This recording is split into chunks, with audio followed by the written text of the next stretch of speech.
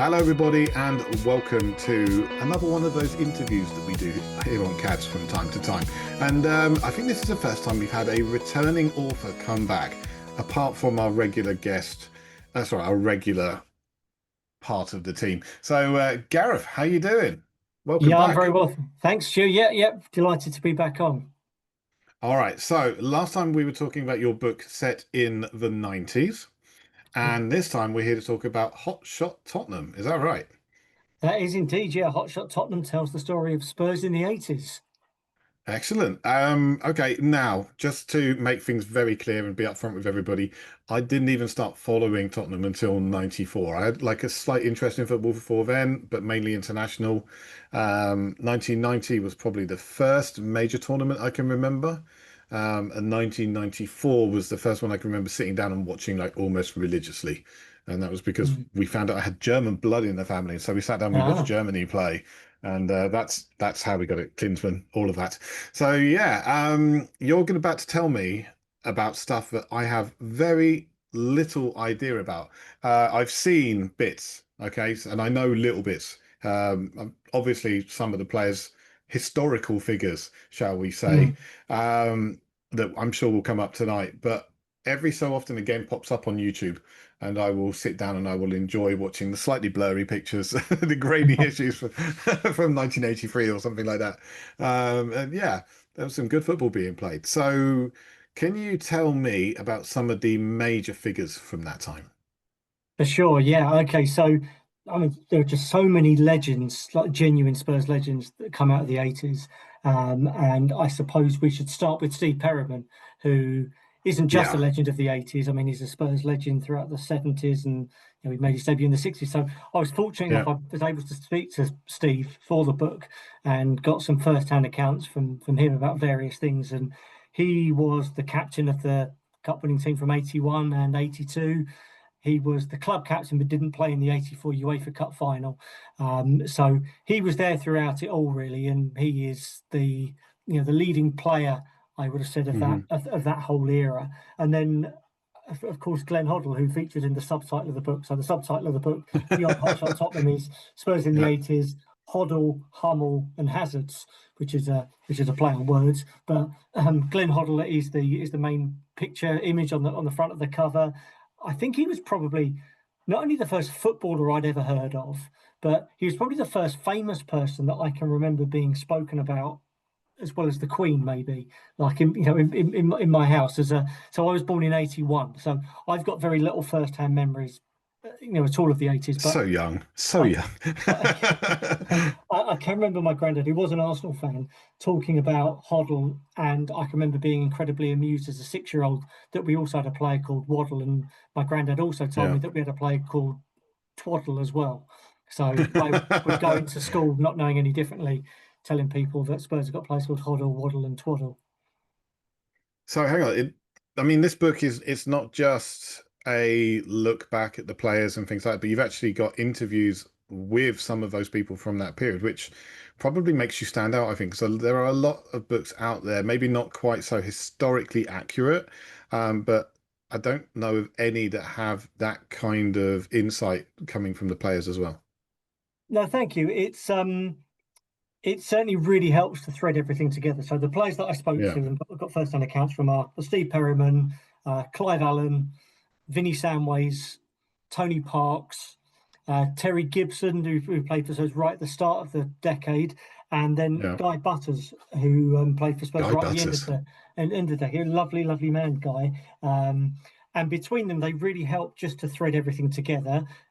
As well as talking to the ex-players, I also spoke to lots of people who were there and lived through those experiences themselves. So some well-known, famous people from the Spurs podcast community. So both Theo Delaney and Mike Lee of the Spurs show were Hmm. very good and still got very vivid memories.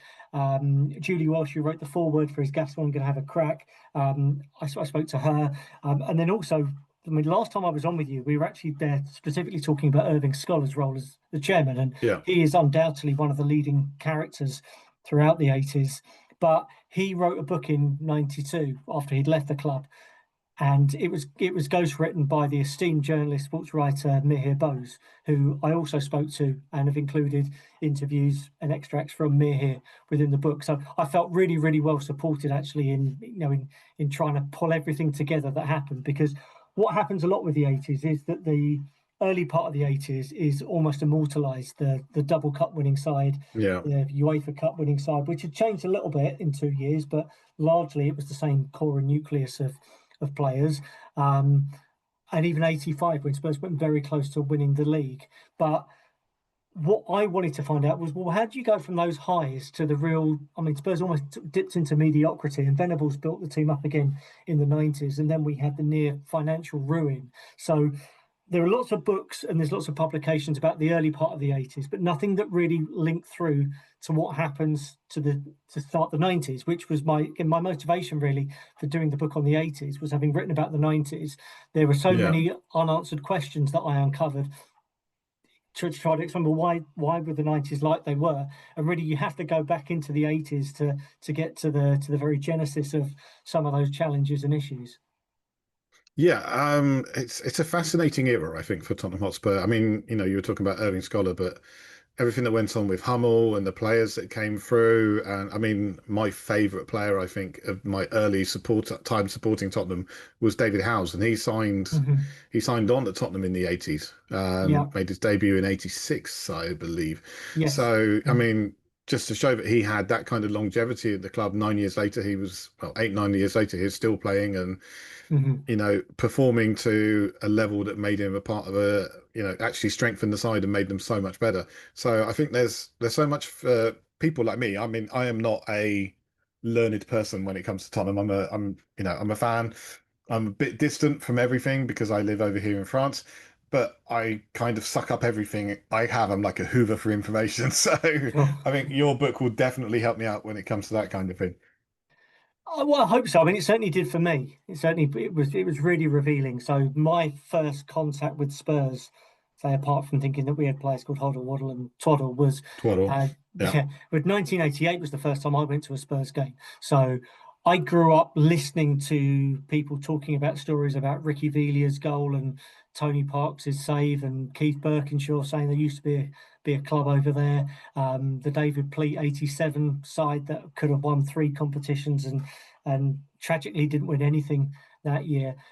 So for me to actually to go back and to learn about that period, so I hope it will be something that will be interesting and relevant. And I think to understand Spurs as they are in the 20th century, the 90s is perhaps really important, but again, the 80s just to lay those foundations to what happened in the 90s and why Spurs gave themselves such a huge disadvantage at a point when the Premier League is kicking off and the commercial gold that was just around the corner. That says Irving Scholar was really the pioneer and recognised the value of football when no one else nationally did. So there should be this parallel universe in which Scholar is the pioneer and Spurs are the trailblazers, and that they actually benefit from it instead of it being Man United, Arsenal, Newcastle, Yeah. Blackburn. But of course that didn't happen. It was close, wasn't it? I mean, he was quite forward thinking in many ways, Irving Mm, Scholar. I mean, just talking with you last time, and I will link that video as well, and people can have a look and see what they think of that video. But some of the things he came up with, a lot of clubs are doing or have done since, getting involved in, sports apparel and things like that. So the deal he had with Hummel, things yeah. like that. I mean, it was really very, very clever. It's just perhaps too early. Yeah, I mean, if you read his book, which I did extensively and have referenced and quoted within my one, he he really throws Paul Bobroff, who was his business partner, under the bus, Yeah. and I think everyone will have to read my book and possibly read his one and work out what the truth is. But Spurs in Tottenham Hotspur in diversifying and setting up this PLC that had all these different subsidiaries. The theory of it is great. The idea is that you have all these other successful companies that make money that you reinvest back into the first team as your main subsidiary, which was fine as a principle. The problem was Mm. when all the other companies start hemorrhaging money, then it has to come out of the football club, and the Yeah. football club is the one that's affected. But yeah, I mean, what Irving Scholar was doing or trying to do at the time are things that I think most clubs just do as a given now. All the things around commercialization, around increasing your merchandising range, in terms of trying to attract different people to football matches, to being having Mhm. dynamic pricing, to inviting Executive television. boxes. Something tells me Yeah, executive box. He was one of the first to introduce executive boxes in the well, stadium. so he inherited he managed to get into the club because of the debt that had racked up in building the West End. So it was actually his Right. predecessors, Okay. the They Richardsons did that. and Sydney Whale, who authorised the West End purchase. And of course, like most commercial construction projects, it came in way over budget. So Scholar inherited that debt. Um, but I mean, the West End and those executive boxes, which was really space age and futuristic at the time, it feels like something that Scholar probably would have come up with anyway. It's when he Yeah. tried to do the same thing or similar thing with the East Stand, which was knocking out the heart of the stadium, which was the shelf side, that he became unstuck. That was probably the turning point for him as a chairman. Yeah. So, I mean, he obviously had kind of similar ideas to Daniel Levy, but whereas Daniel Levy's diversification has been within the stadium and the events that they can offer and things like that, it Mhm. probably worked a little bit better, the current setup. Yeah, I think so. I mean, clearly Scholar didn't get on with Bob Ross, so the idea was that Scholar Yeah. would run the football side of things, and Bob Ross was the one who was experienced at running companies who were floating on the stock exchange. But it was so similar. It's probably more similar to the Sugar Venables partnership, which on paper should have been a good combination and a good Should have pairing, but worked. it. Yeah. But it quickly established, like, literally within probably hours, that they weren't going to work out together, and you always had that friction, and things were always going to fall apart following that. I'm pretty sure when we talked last time, you said that Scholar had a plan to bring in like superstars to get bums on seats effectively, which clearly he did. I mean, I think he probably got lucky with one of the best superstars the club has ever had, with Glenn Hoddle coming through the youth system and, Hmm. just amazing at the time. But obviously they put investment into Waddle and other players as well. I mean, who were the other stars that came through in the 80s that we should be reading about in your book? Yeah, I mean, it's interesting. So you mentioned Chris Waddle, who came in '85. So Spurs paid a relatively large amount, not a huge amount. It was nowhere near a transfer record when we signed him. I've got a feeling it was around £500,000 we signed Chris Waddle for. Um, Hmm. I don't think it was till summer '88 when we signed Gascoigne for 2 million, which was a record transfer fee, um, that we were really seen as splashing the cash. We also bought Paul Stewart for just under 2 million. So I mean, these figures now, I'm saying this in summer 2025. Um, the idea of, £2 million being a huge amount of money would be Yeah, you would can be probably something. multiply that by 40 nowadays. So, Yeah, I should think so. Yeah. I mean, Gazza would But be an 80, 90 million pound player nowadays, I should be. well, what would 2 million be? It would have been transfer record fee. You're probably talking sort of north of, I reckon, about 120 million, to put it Yeah. in, yeah, sort of modern day parlance, how much we paid then. But Gazza was this precocious talent, and I think, everybody in the country wanted him, and really Spurs, who had finished 13th the season before and had a very underwhelming season, had no rights to sign him. Man United were in the lead for him. I think Liverpool were interested, who were the perennial champions at the time. And by rights, you should have gone to Liverpool or Man United. But Irving Scholar was, to say, absolutely determined. He wanted superstars in the team. So Scholar was, quite genuinely an absolute Spurs nut, and had been since childhood, and remembered. I think he maybe not even probably goes beyond the double winning team. I think he remembered the push and run team from the early 50s. And he always had this idea that every great team should have three superstars who were all going to be attackers. And Mhm. he was desperate for Spurs to have this triumvirate of attacking flair. And he came incredibly well. So technically he did. But summer '89, when we signed Gary Lineker from Barcelona, having already had Gascoigne and Waddle in the team, that was the Yeah. three. And then literally a week later, Marseille offered a Marseille came in. money you can't turn down fee for Waddle, and he left, much to the chagrin of Lineker in particular, who largely signed for Spurs on the basis of the fact that he was going to be supplied by Gascoigne and Waddle. So that dream of having Gascoigne, Waddle, and Lineker in the team lasted no more than a week. How things could have been. Sliding doors moment, as you say. Yeah. Oh, dear me. So, I mean, Obviously, we could probably list off a whole range of players that played throughout the 80s. But ones people are likely to know, Garth Crooks. Garth Crooks, yeah. So Crooks Yeah. and Archibald, maybe the greatest ever Spurs strike partnership. Interestingly, they were both bought in 1980. So we'd returned from the second division. We had 1 year hiatus from the top Yeah. flight, then straight back up. First season back up was quite underwhelming, but we had signed Ossie Ardiles and Ricky Villa. So Hoddle, Not bad. not bad, no. But so we had this incredible midfield of Ardiles, Villa, and Hoddle. We had Perryman in defence, but beyond that, our strikers who had been quite effective in the second division just couldn't score any goals in the first division. And summer 1980, by all accounts, it was just so apparent that Spurs had this brilliant midfield. The whole team was built around a midfield, but nothing either side of it. The club went out and spent, again, not record transfer fee levels, but it was still quite a significant outlay that they signed Garth Crooks and Steve Archibald in the same summer. So Archibald came from Aberdeen, where they'd won the league championship, and I think he'd been the top scorer in the Scottish Premier League.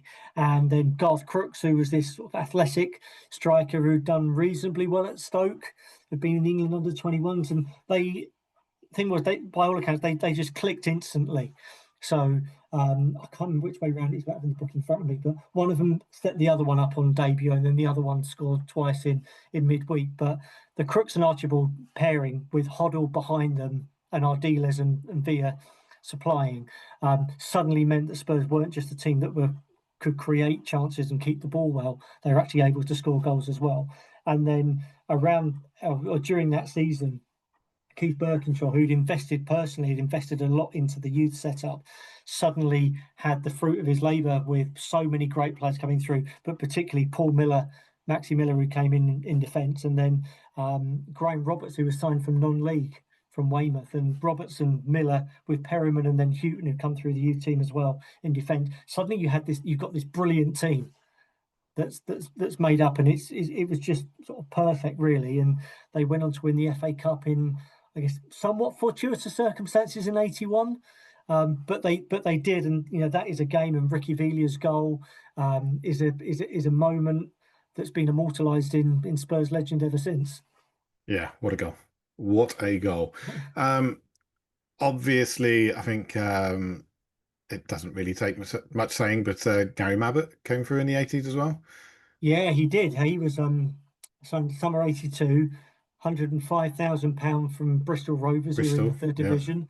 He was a player that people had heard of, not necessarily because of his footballing ability, but because by that point he was diabetic, and he had eventually recovered and defied medicine and science by being able to continue a professional career, albeit at the third division at the time.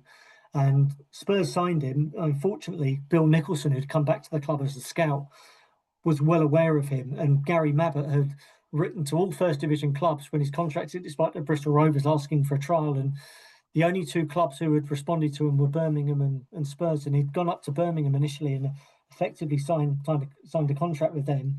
And Bill Nicholson called him on the way home from Birmingham and said, I want you to come and have a chat with us at Spurs. And he came down, and Keith Birkinshaw said, look, I can't guarantee you're going to go into the first team straight away, but we can make you a Spurs player within a couple of years. And that was enough for Gary, who signed. And because of quite a big injury problem that we had that summer, he ended up going straight into the first team for the Charity Shield against Liverpool, scored against Luton on his home debut, and 16 years later is Tottenham's second highest appearance holder of all time, having yeah. captained the team to the '91 FA Cup final. So he is a fantastic story for Spurs during the '80s.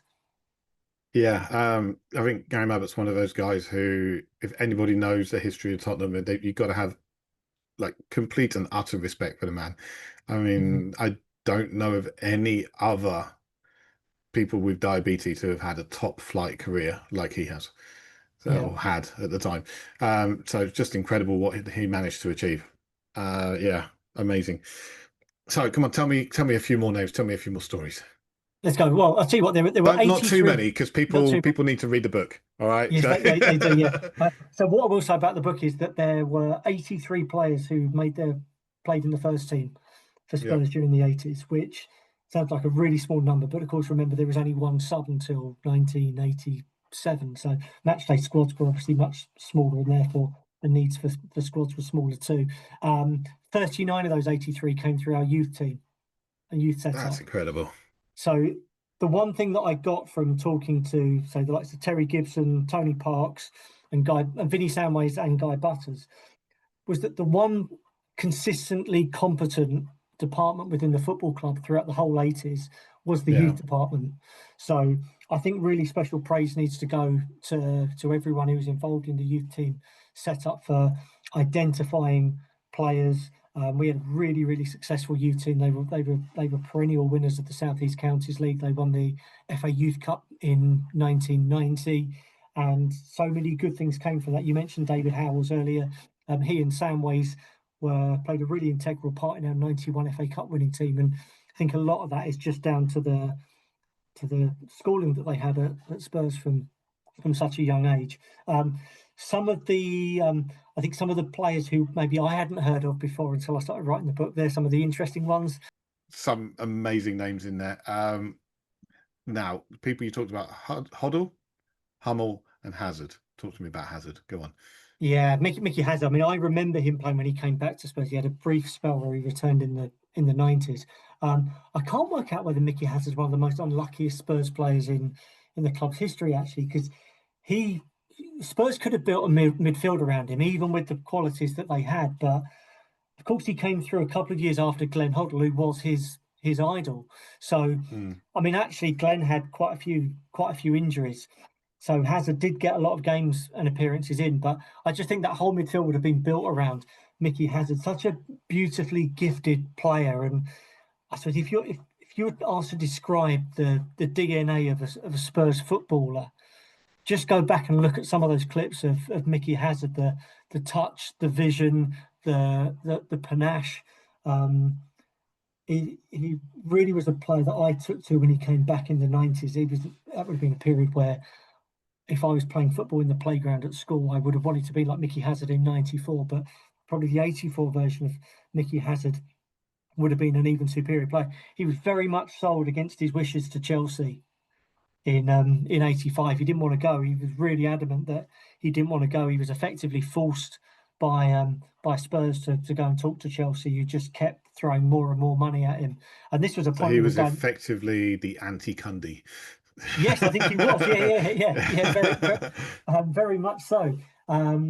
He ended up at Chelsea and said he regretted it. He said, the money he signed for him on the Sunday. He said by the Monday morning when he'd driven around there, he'd instantly regretted it and really wished that he could have gone back to Spurs, but he didn't until much later on. But he does tell a story, not to me. I got this one second hand, that he returned to Spurs as a Chelsea player and scored two penalties in the same game. And in the interview, which unfortunately I couldn't track down the interview, but I'll take it as given what he said happened. But he said he was asked by the interviewer, how do you feel? And he said, I felt like I've scored 2 own goals. It was he's so Spurs to the core, and that comes across with great authenticity when you hear him talking about Spurs now. Yeah.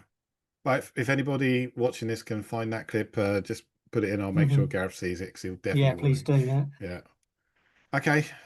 So tell me, when's the book coming out? Okay. And where can they buy it from? So the book is out on the 15th of September 2025. It is available. The obvious place is on Amazon. I know you can also get it from Waterstones. I really do encourage people to use their local independent bookstores though. So call them, go into them. They'll be able to order it in. You will be able to order it through me directly as well. I know you're going to share the link, Stuart. I will be putting the link below. Yeah. Yeah. I mean, counterintuitively, I'm using the same link I'm using to sell my 90s book. Is Gascoigne going to have a crack? So the title. Well, no, people should pick them both up while they're there because that's what the 80s one does act as a natural prequel to it. Exactly. So I've got a site that I've set up. It's called 90s Spurs Book, but don't be confused. You will get the book about the 80s. That will be available through there as well. Then you can buy it directly from me if you want to get it. Perfect. Well, thank you very much for your time, Gareth.